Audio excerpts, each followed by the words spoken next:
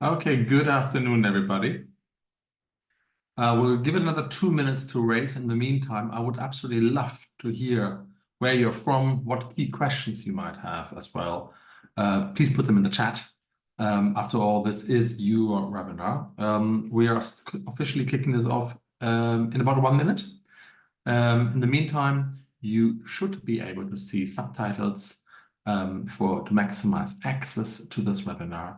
And you should be able to see me and see the slides. If you have any technical difficulties, please do let me know on the chat.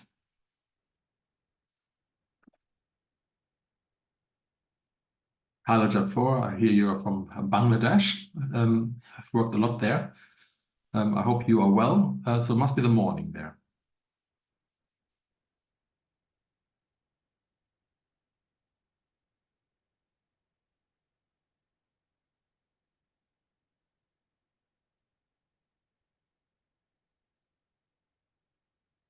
All right, it is exactly 3 p.m. here in wonderfully summery Germany right now.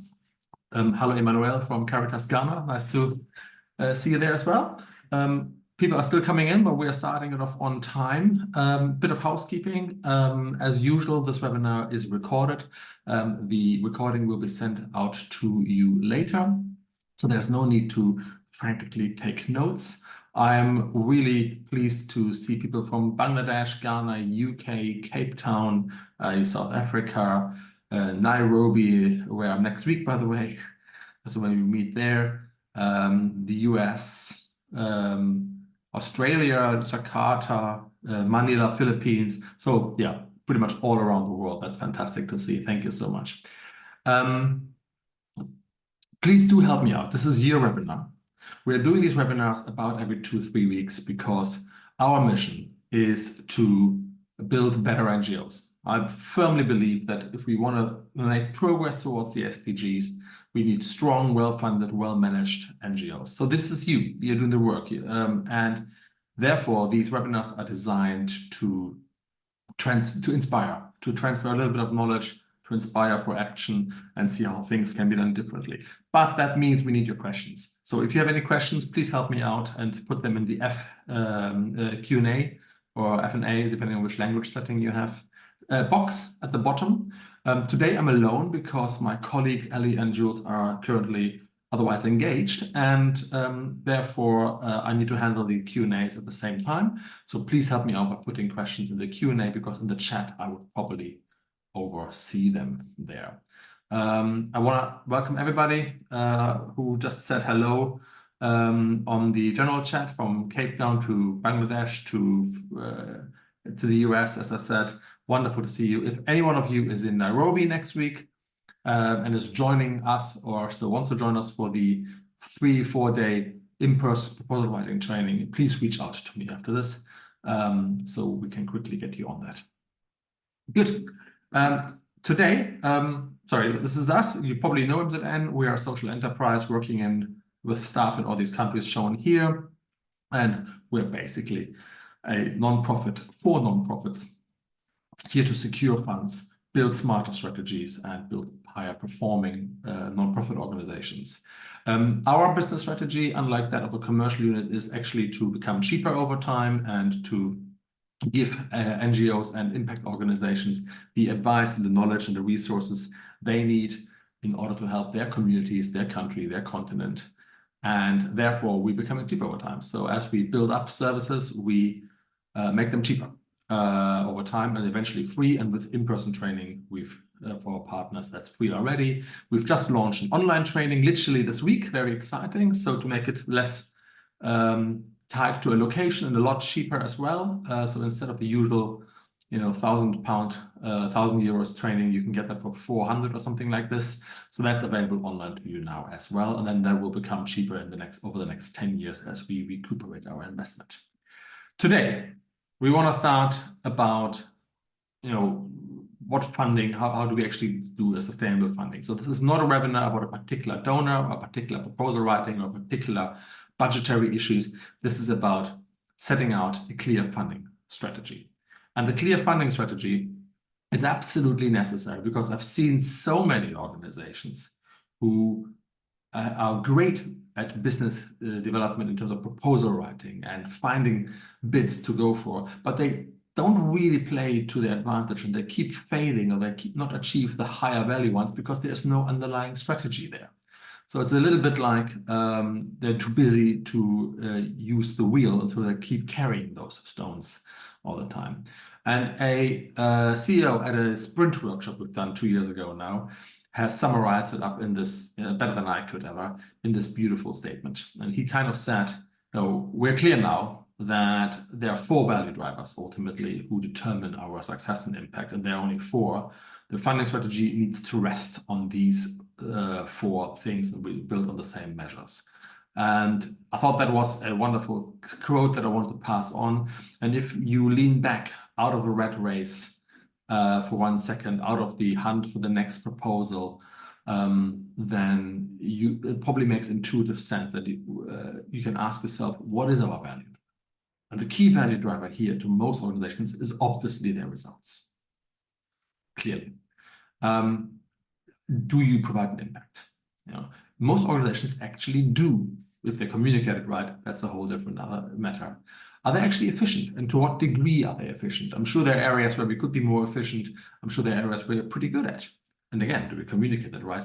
And what degree of innovation do you have? And finally, the business development side that focuses more on strategy is taking these 3 into account.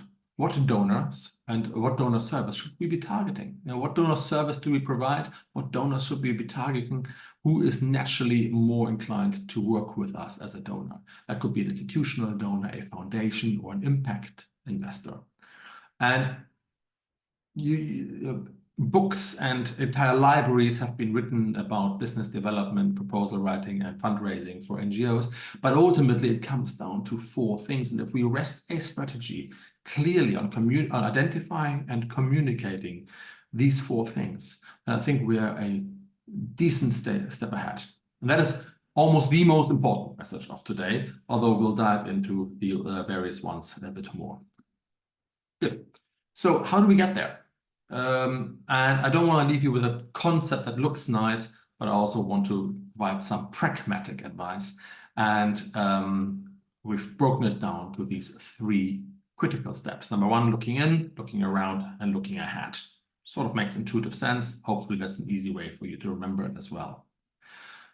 Looking in is starting with a goal. Let's analyze what we have.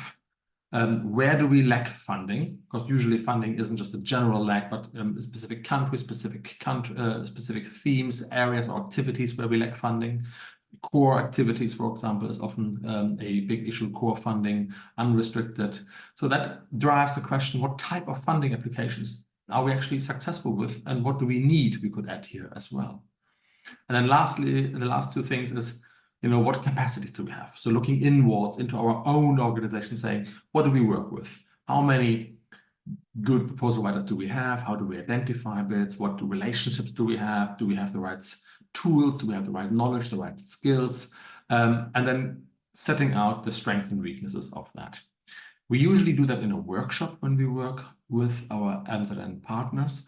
And the result of this looking in exercise is clarity on our capacities and what I call a BHAG, this big, hairy, audacious goal, where we say, wow, we can actually, you know, we need to raise $1 million in Eastern Kenya for water resources, or we need to raise 5 million for core funding, or we need to raise only 300,000 for some innovation. So, and then we have a much more targeted, clear goal, even though it might seem big, hairy, and audacious. Once we looked in, you come out of the exercise. As I said, it doesn't really need to take more than a day, with something like this. And this is an example from a workshop we've done with an organization in Bangladesh. And they said, look, you know, this is our funding mix right now. So FCDO, the UK, is about 70%. We have a bit of a fundraising campaign providing just over a fifth, and some others. And the funding mix we want looks more like this. So we want to add the EU as a major donor. We want to keep the other ones. We want to realize that the fundraising campaign probably reduces a bit, and we want to halve, or we are facing the halving of the UK. And that is a clear goal. That is just a goal that they've set. But to clarify, like, this gave such direction to the business pursuit team, they called it, or the business development team. And then they just listed the capacities. So we have one full-time staff, we have one part-time staff, we get the tailored notification service from Amsterdam, and we do get the quarterly business development workshop to align our strategy. Those were mainly our resources we have to pursue and achieve this.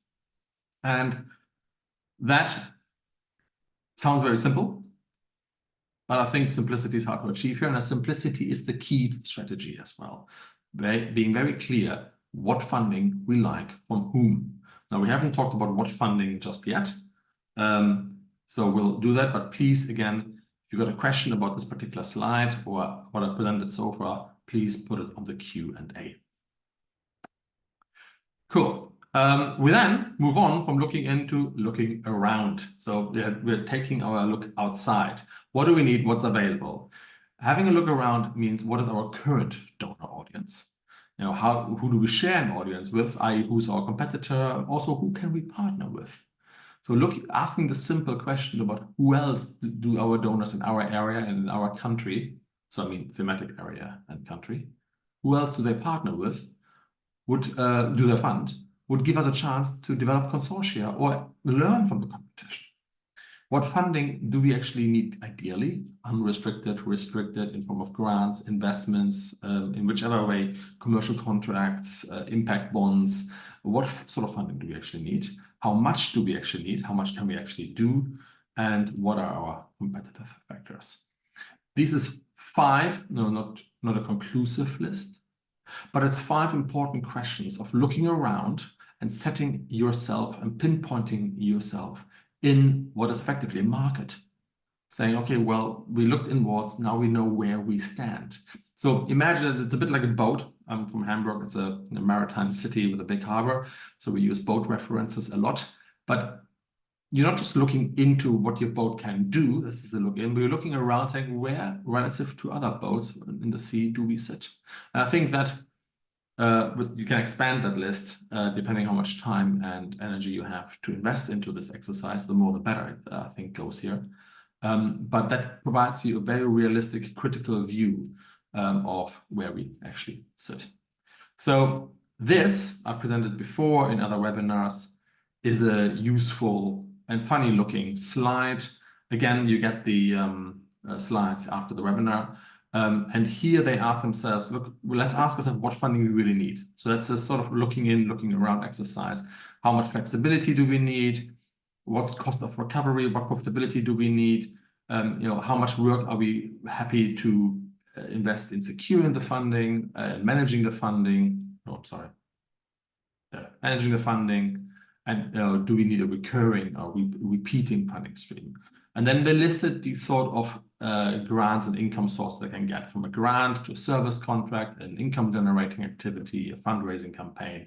They also had a membership scheme in this case, or foundational grants. And obviously you could expand the list a long time to say impact investors, venture philanthropists, and all the types of funding that an organization can get. And then they just assigned smileys. I really like that because it gave a pretty intuitive overview saying, yeah, the membership scheme is great funding flexibility, but my God, is it hard to set up, for example, here. And they kept going down like this. And then they've done this country by country and even area by thematic area. And that gave a clear judgment call and direction about what sort of funding, by what criteria they're going to hunt for. So it was a fantastic exercise doing it, looking around. So again, maybe you can copy that internally, or we'll do it together in a sprint meeting. And then, of course, we want to look at, that's the final step of today.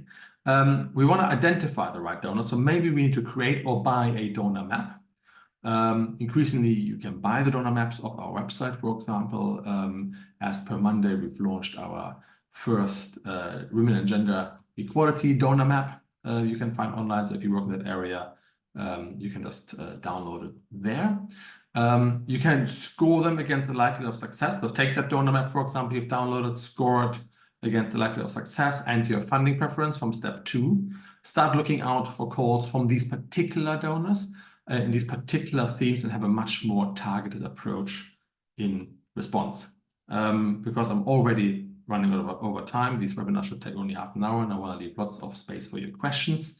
I'm not going to mention these ones, but ideally, you really want to, this amounts to the opportunities and threats you face. You can combine them with the strengths and weaknesses from the first picture, and anybody who paid attention then knows they have a complete SWOT. Frequently, this is running a little bit beyond my screen here, I hope you can read this. Frequently, organizations get stuck. So they start on the looking inside and a little bit of looking around, and then looking ahead, they get sort of stuck. So again, a sprint workshop or a meeting where for half a day everybody comes together and fixes this without distractions of phones and other commitments, even though it may take 3 to 5 weeks to organize, is a really good way to get unstuck. This is a typical pathway. We've done this with various organizations where we use that methodology, so you can see they overlap a little bit, but usually even the largest organization get that done in 4 to 5 months.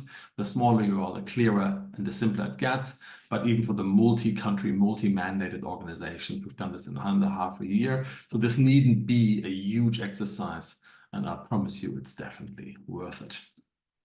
Okay, and that is our little inspiration workshop for today already.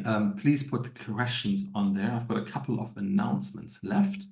As I said, we've just launched the brand new online training course. You can book them here. They're available hybrid, so several weeks of working with live sessions in between, and that is available right now. And obviously, I want to take any questions right now before sending you these slides over. And then, as I said earlier as well, if you are around Nairobi or Berlin, you can join the courses there next week and in 3 weeks' time on writing winning proposals. Excellent. Here's our contact details when you get the slides if you want to reach out. I do hope that helped a little bit. This webinar is part of our small webinar series where we're trying to provide 15 to 20 minutes of inspiration, and I'll just about stuck to that timeline. We've got about 10 minutes left for any questions and answers, if you have any. Heading over to the Q&A, let's have a look. Sorry, I've just lost the button. I'm going to stop the slide so I can see the button. All right, so quite a few actually already. I'm starting at the bottom, the most recent one.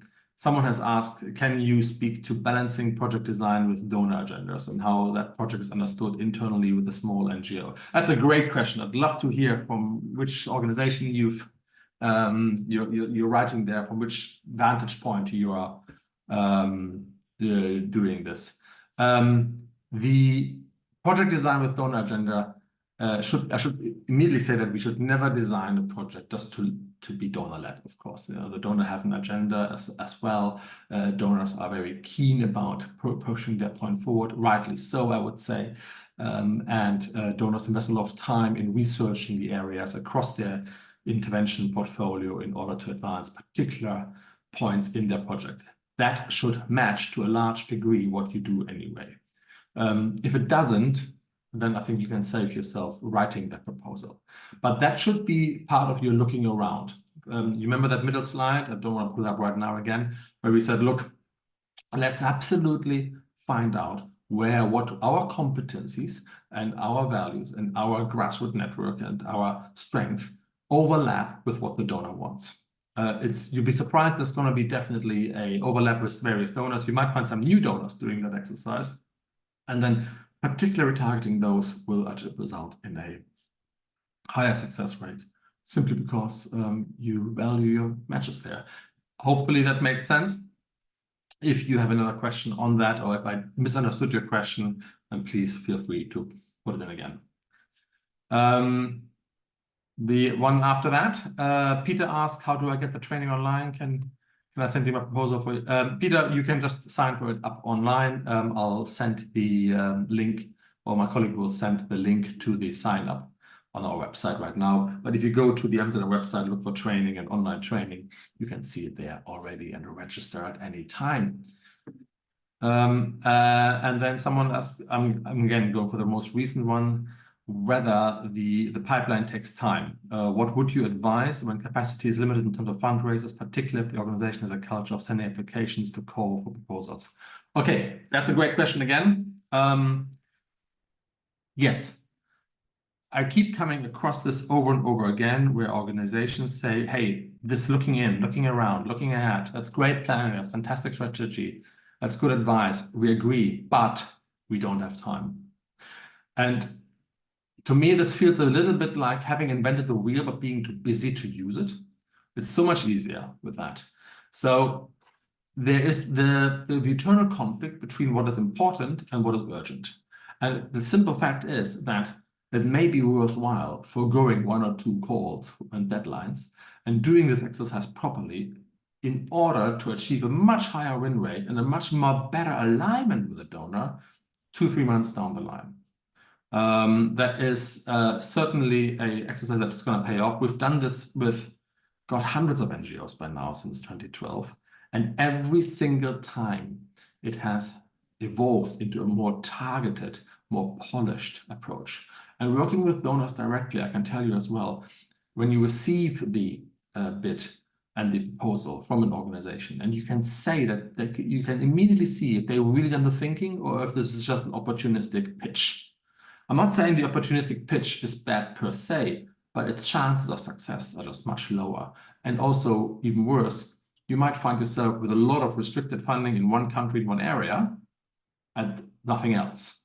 And then we have a strategy problem, because usually the poverty or the complex issues you are addressing are not fixed to one area only. So we need to do this exercise at some point or another.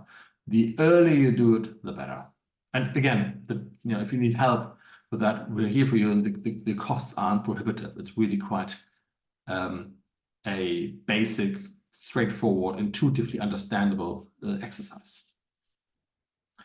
Oh gosh, there are a lot of questions. I'm trying to get to them all. What will be my advice to approaching philanthropic donors in the US, knowing that they do not tend to like being approached? Yes, very simple. Do your research first. So we had a lot of these questions about how to approach philanthropic and venture capitalists and impact investors and some foundations as well, who do not like to be cold called. And if they do make cold proposals, they get inundated, so they probably don't even have the time to read them all properly. The one way to make it easier for you to do the research is to do a donor map. Over the next 6 months, my colleagues and I around the world are producing donor maps for specific issues. So as I said, the women and gender equality, women empowerment and gender equality donor map is already online. If you work in this area, you can download it. It includes a lot of philanthropic donors and foundations. And there you have the information, for example, that you have in a good donor map. What do they give, in which cycles, in what areas, what's their history of giving, etc., etc. So you can download that off the MZN website. And then in 2-3 weeks' time, we are doing the education theme. So that's again going to be about 100 donors there. We do it every month or so, or every few weeks. We're doing another area, so that hopefully by summer and later this year, you have a lot of areas and donor maps that you can simply download from the MZN website. I hope that helps. Jafar, you asked that amidst political hurdles, what strategies can pro-abortion NGOs employ to broaden their funding base and establish lasting financial stability for sustained advocacy in reproductive rights and abortion access? Jafar, that's a majorly important area of work. Thank you so much for working in this area. And I think the question you're asking is sort of divorced from the theme you're working in. The question basically is, how can we create a lasting funding base? There is a training course, ironically, because this is such an important area of work. If we only attract project funding, you will never get the organization that we dream of, the organization that can really have an impact. So there's a whole training course that is going on, that is online as well. If you can't do it in person, on the MZN website about building reserves and sustainable and stable income. So please check it out. Hopefully that helps. On the Insight blog, as well as our podcast, you find a lot of interesting conversations about sustainable resources, sustainably financed income streams for nonprofit organizations. I hope these help. But we also have specific webinars on that particular topic.